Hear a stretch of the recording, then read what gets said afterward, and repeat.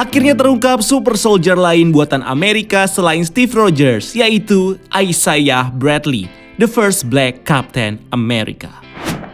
Hey Skrulls, welcome to Breakdown Channel Universe, dan di video kita kali ini kita bakal nge-breakdown episode kedua series The Falcon and the Winter Soldier.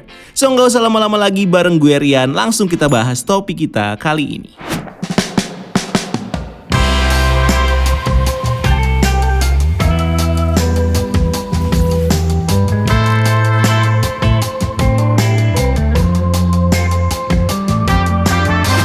Episode kedua The Falcon and the Winter Soldier ngasih kita cerita baru dari series ini tentang awal mula petualangan dari Falcon dan juga Winter Soldier, yang di sini diceritakan berusaha untuk menghentikan aksi penyeludupan yang dilakukan oleh kelompok Flag Smasher.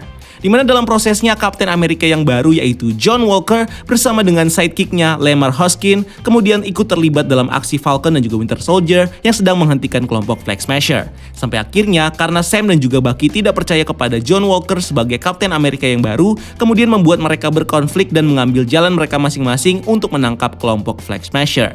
Nah, episode kedua series The Falcon and the Winter Soldier dimulai dengan memperlihatkan kita sosok di balik topeng Kapten Amerika baru yang ditunjuk oleh pemerintah, yaitu John Walker. Dimana sama seperti Steve Rogers yang diperkenalkan oleh pemerintah sebagai simbol untuk melindungi warga Amerika dari Nazi dan Perang Dunia Kedua. Di sini John Walker sebagai Kapten Amerika yang baru juga diperkenalkan sebagai simbol pelindung bagi warga Amerika, tapi dari ancaman yang baru yang menyerang negara ini. Salah satunya adalah kelompok Flag Smasher yang membawa ancaman terorisme ke seluruh dunia. Selanjutnya berkaitan dengan perkenalan John Walker sebagai Kapten Amerika yang baru, kita juga ditunjukkan dengan Easter egg kalimat Star Spangled Man di judul dan juga perkataan Lemar Hoskin kepada John Walker yang tentunya merefer pada lagu Star Spangled Man yang merupakan lagu yang dipakai oleh pemerintah saat memperkenalkan Steve Rogers sebagai Kapten Amerika.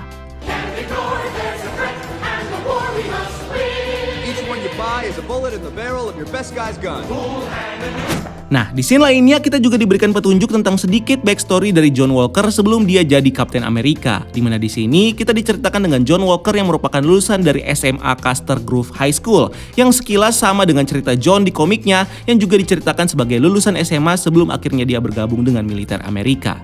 Selain itu di sini kita juga bisa melihat track record dari John Walker yang kemudian menjadi alasan kenapa pemerintah Amerika kemudian menunjuk John Walker menjadi Kapten Amerika yang baru, yaitu karena John Walker adalah salah satu tentara Amerika berbakat yang punya reputasi baik di militer Amerika, dengan menjadi orang Amerika pertama yang mendapatkan 3 medali kehormatan setelah menjalankan misi RS-1 untuk tindakan counter terrorism dan juga penyelamatan sandera.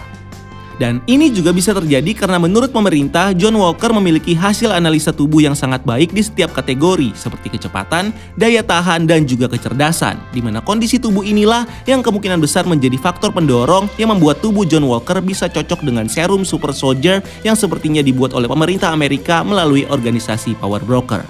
Dimana ini bisa dibuktikan dari salah satu perkataan dari John Walker yang bilang kalau serum super soldier yang dipegang oleh Flag Smasher punya track record yang buruk, dan kalau John Walker mengetahui tentang track record dari serum ini, maka dia tentunya sudah tahu tentang serum ini sebelumnya.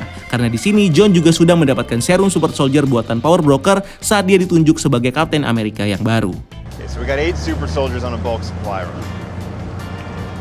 Sehingga inilah yang membuat John Walker di episode ini terlihat bisa memantulkan shield Kapten Amerika dengan baik dan bisa melawan kelompok Flag Smasher yang di sini sudah mendapatkan kekuatan super soldier.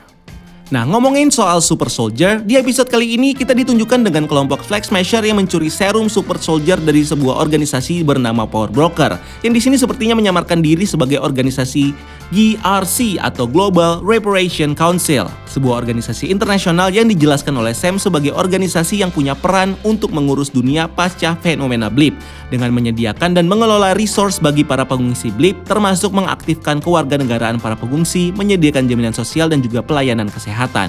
Nah, penyamaran dari Power Broker ini sebenarnya bisa kita lihat dari tulisan GRC di tangki vaksin yang dicuri oleh kelompok Flag Smasher di episode 2 ini.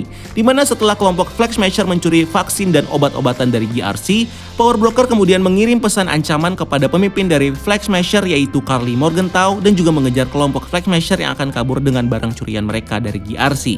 Yang tentunya menandakan kalau organisasi Power Broker ini memang menyembunyikan operasi mereka di balik kedok organisasi internasional yaitu GRC, yang sepertinya dilakukan oleh Power Broker supaya bisa lebih fleksibel untuk bereksperimen menciptakan serum super soldier. Berikutnya kalau kita memperhatikan salah satu kalimat dari Karli Morgenthau yang mengatakan kalau kita tidak bisa membiarkan yang kembali berkuasa setelah Blip untuk menang. Ini tentunya bisa jadi petunjuk yang merefer pada sosok organisasi power broker yang sepertinya sudah berkuasa di dunia sebelum adanya fenomena Blip. Bahkan bisa jadi organisasi power broker ini sendiri sudah ada sejak zaman dulu dan berhubungan dengan sosok Isaiah Bradley, super soldier yang dibuat oleh Amerika dan ditugaskan untuk melawan Bucky yang dulu masih menjadi Winter Soldier di bawah pengaruh Hydra. Di mana kehadiran Isaiah sebagai super soldier sebelumnya juga sempat ditis di salah satu gambar di ending episode 1 yang menunjukkan foto Isaiah dalam dokumen search log dengan nama subjek 09656 yang sepertinya merupakan ID Isaiah saat dia masih menjadi objek eksperimen dari militer.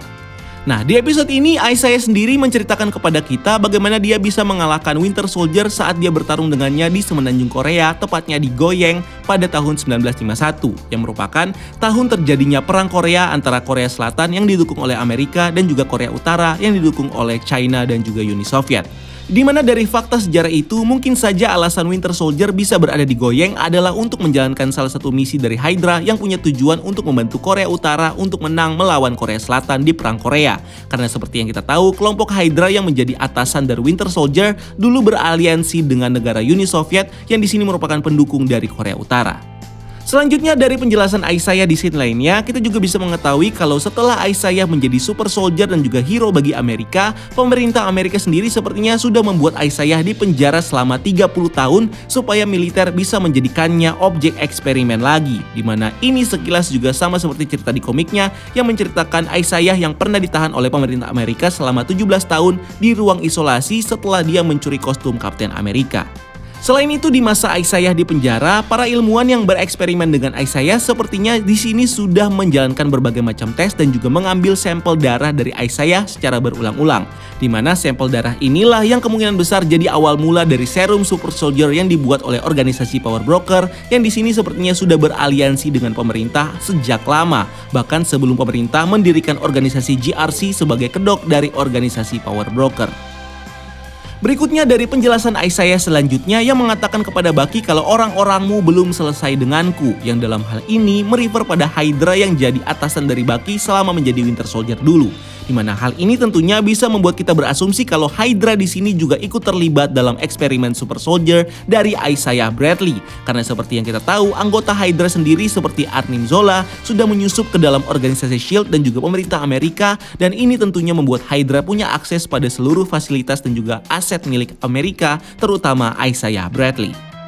Selanjutnya, Hydra sendiri sepertinya juga menggunakan Isaiah Bradley sebagai salah satu sarana eksperimen mereka untuk menciptakan kembali serum buatan Erskine yang dulu dipakai untuk membuat Steve Rogers menjadi super soldier.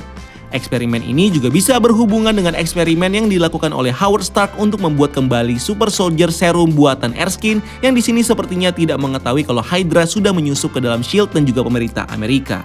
Di mana eksperimen dari Howard Stark ini kemudian sukses di tahun 1991 dan membuat Howard bisa membuat kembali serum super soldier milik Erskine yang kemudian dicuri oleh Winter Soldier dan digunakan oleh Hydra untuk membuat super soldier mereka dalam program Winter Soldier. Nah, dengan adanya fakta ini, kita sendiri bisa beranggapan kalau organisasi power broker ini tentunya sudah disusupi oleh Hydra, sebagaimana Hydra menyusupi pemerintah Amerika dan juga SHIELD, di mana di sini Hydra sepertinya bakal menjadikan organisasi power broker sebagai salah satu divisi sains milik Hydra yang berfokus untuk menciptakan super soldier, sama seperti ketika Nazi menciptakan Hydra sebagai divisi sains khusus untuk mengembangkan senjata dan juga manusia super. Keberadaan power broker yang dikontrol oleh Hydra ini juga semakin diperkuat dengan posisi Senator Atwood, salah satu anggota dari Hydra yang di episode 1 punya rencana untuk membuat pasukan penjaga perbatasan, di mana ini tentunya bisa jadi berhubungan dengan proyek Super Soldier yang sedang dikerjakan oleh power broker. Ditambah lagi di episode kali ini kita juga bisa melihat Bucky yang di sini mempercayai kalau Hydra punya hubungan dengan serum Super Soldier yang digunakan oleh Flag Smasher setelah mendengar dari Isaiah kalau dia dulu adalah objek eksperimen dari Hydra. So, ini tentunya membuat Hydra menjadi salah satu suspek yang possible untuk menjadi dalang yang mengontrol power broker supaya Hydra bisa menciptakan pasukan Super Soldier-nya sendiri di series ini dengan menggunakan serum Super Soldier buatan power broker. Dan inilah yang kemudian membuat Winter Soldier mengajak Falcon untuk membebaskan Helmut Zemo yang dipercaya oleh Bucky menjadi salah satu orang yang mengetahui seluruh rahasia dari Hydra termasuk serum Super Soldier. Dimana setelah bebas, Helmut Zemo sendiri sepertinya bakal membantu Sam dan juga Bucky untuk melacak keberadaan dari Super Soldier Serum dan juga sosok pembuatnya yaitu Power Broker, yang kemudian mengarahkan mereka untuk mencari informasi sampai ke wilayah Madripoor seperti yang kita lihat di trailer sebelumnya. Selain itu, di episode kali ini kita juga diperlihatkan dengan karakter baru yang jadi sahabat dan sidekick dari John Walker sebagai Kapten Amerika, yaitu Lemar Hoskin, atau di series ini diperkenalkan dengan julukan Battlestar. Nah, di komiknya, hal yang sama juga diceritakan kepada karakter Lemar Hoskin di mana dia adalah sahabat dan juga sidekick dari John Walker. Bahkan sejak John Walker masih menjadi Super Patriot sampai dia jadi Kapten Amerika yang baru menggantikan Steve Rogers. Berikutnya di komiknya, sama seperti John Walker, Lemar Hoskin juga mendapatkan kekuatan Super Strength yang sama seperti John Walker setelah dia mengikuti eksperimen Super Soldier dari Power Broker. Berikutnya di series ini, kita sendiri juga bisa melihat John Walker dan juga sidekicknya Lemar Hoskin yang di sepanjang scene episode 2 selalu berusaha untuk mengajak Sam dan Bucky untuk bekerja sama menangkap kelompok Flag Smasher yang diincar oleh pemerintah seluruh dunia termasuk Amerika. Di mana ajakan dari John Walker dan juga Lemar ini bisa jadi merupakan salah satu cara untuk membuat Falcon dan juga Winter Soldier bekerja di bawah pemerintah Amerika dan menjadikannya sebagai aset pemerintah seperti John Walker dan juga Lemar supaya bisa lebih mudah dikontrol. Dan ini tentunya berhubungan dengan salah satu karakter yang di sepanjang timeline MCU selalu muncul dan berusaha mengontrol para superhero dengan membuat Super Soldier Program dan perjanjian Sokovia untuk mengontrol para superhero yaitu Jenderal Thaddeus Ross. Sampai akhirnya penawaran ini kemudian ditolak oleh Sam dan juga Bucky yang memilih jalan mereka sendiri untuk memburu kelompok Flag Smasher, di mana inilah yang kemudian membuat John Walker akhirnya mengeluarkan sifat aslinya, yaitu arogan di depan Sam dan juga Bucky dengan bilang jangan halangi aku. Stay the hell out of my way. Di mana sifat arogan ini sepertinya merupakan tanda kalau nantinya kita bisa melihat John Walker untuk bertransformasi menjadi Kapten Amerika yang jahat seperti di komiknya dan kemudian menjadi tidak worth it untuk menjadi penerus dari Kapten Amerika selanjutnya. Berikutnya di episode kali ini kita sendiri juga bisa melihat kelompok Flag Smasher yang di sini dianggap sebagai kelompok revolusi yang berani melawan pemerintah dunia, yang di sini digambarkan oleh karakter Karli bahwa negara di dunia atau dalam hal ini disimbolkan oleh organisasi GRC hanya peduli kepada orang-orang yang muncul setelah blip dan bukan orang yang tidak hilang sama sekali karena peristiwa Snap Thanos. Dan inilah yang kemudian menjadi motivasi dari gerakan kelompok Flag Smasher yang punya tagline gerakan untuk membuat satu dunia dan juga satu bangsa. Di mana ini tentunya sama dengan tujuan kelompok ultimatum pimpinan Flag Smasher di komiknya yang diceritakan sebagai kelompok revolusi yang punya tujuan untuk membebaskan bumi dari opresi negara. Selain itu, di dalam scene lainnya, ketika Bucky sedang mengikuti sesi terapinya bersama Sam, kita sendiri bisa mendengar salah satu dialog simpel dari Bucky dan Sam yang ternyata punya makna yang mendalam untuk series ini. Seperti ketika Bucky mengatakan kepada Sam, kalau Steve percaya kepadamu dan jika dia salah menilaimu, maka dia salah menilaiku. So maybe he was wrong about you, and if he was wrong about you, then he was wrong about me. Di mana dialog ini seakan memperlihatkan Bucky yang takut jika penilaian Steve yang menganggap Bucky adalah orang yang baik selama ini adalah salah. Karena penilaian dari Steve ini sejak awal memang didasari karena hubungan Steve dan juga Bucky sebagai sahabat. Padahal ada begitu banyak pengalaman masa lalu dari Bucky sebagai pembunuh Winter Soldier yang akhirnya membuat Bucky mengalami perasaan bersalah dan membuat Bucky tetap menganggap kalau dirinya bukan orang baik melainkan penjahat karena masa lalu kelamnya.